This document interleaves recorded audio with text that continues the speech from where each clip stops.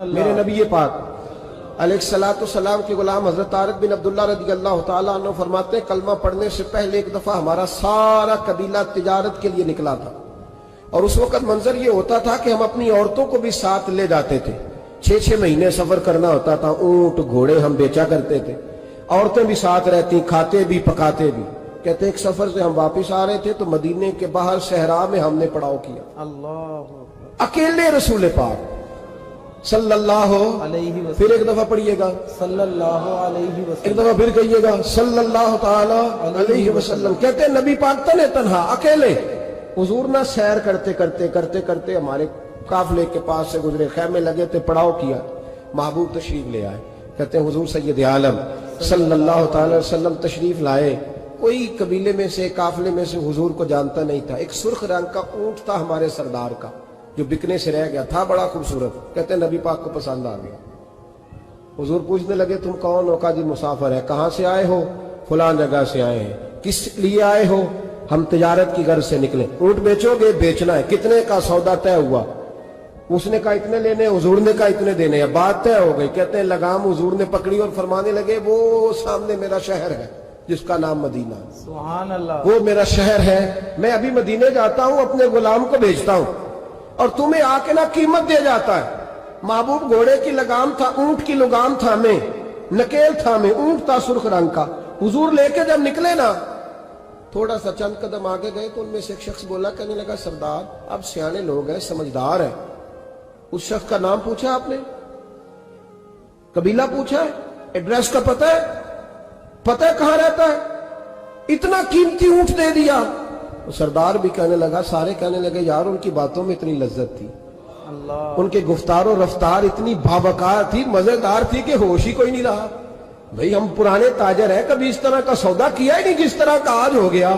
اوہو واقعی کچھ نہیں یاد رہا، کوئی سمجھ نہیں آئی۔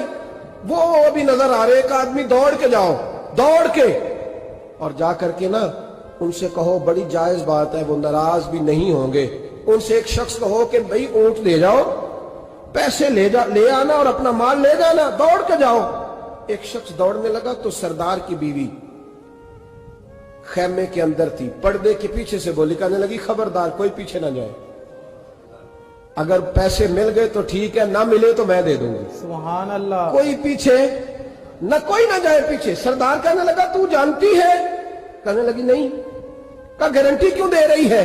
تو کہنے لگی تم نے ان کا چہرہ نہیں دیکھا؟ اللہ اکبر، تم تو سودے کر رہے تھے، میں پردے کے پیچھے سے دیکھ رہی تھی۔ پیر مہر علی شاہ صاحب کو کسی نے کہا تھا نبی پاک کا حلیہ بیان کرے، بتائیں حضور کے کان مبارک کیسے تھے، آنکھیں کیسی تھی، ناک مبارک کیسی تھی، بینی مبارک کیسی تھی؟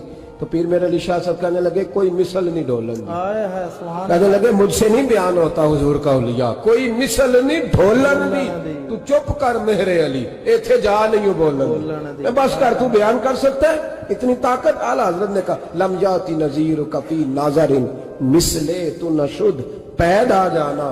کہا حضور مثال تو تب آپ کی بنے گی نا کوئی آپ کی طرح کا پیدا تو ہوگا، سبحان اللہ، تبھی مثال بنے گی، تو جب ہوا ہی نہیں تو مثال کیسے بنے گی؟ کہنے لگی کوئی نہ جائے، نہ پیسے آئے تو میں دے دوں گی۔ میں تو پردے کے پیچھے سے دیکھ رہی تھی، ان کے چہرے کا وقار دیکھا، ان کی آنکھوں کی روشنی دیکھی، ان کے لفظوں کا حسن دیکھا۔ تم 50 باتیں کرتے تھے، وہ ایک جواب دیتے، سبحان اللہ، اور گنے چنے لفظ بولتے تھے، ان کی سادگی کا وقار دیکھا۔ جانے دو، نہ پیسے آئے تو میں دوں گی۔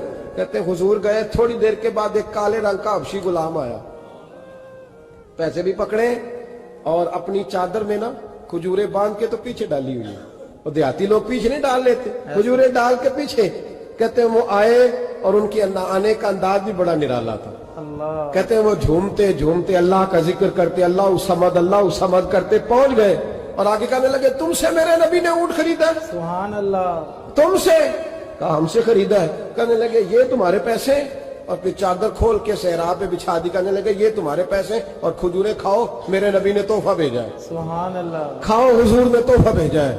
تو وہ سردار کی بیوی اوٹ ہٹا کے کہنے لگی اور کالے رنگ کے حبشی غلام انہیں کھجورے کھلا، اور مجھے اس عزت والی ماں کا نام بتا جس کے گھر میں ایسا لال پیدا ہوا، سبحان اللہ، انہیں کھجورے کھلا، اور مجھے اس عظمت والے باپ کا نام بتا جس کے گھر میں ایسا پھول کھلا ہے۔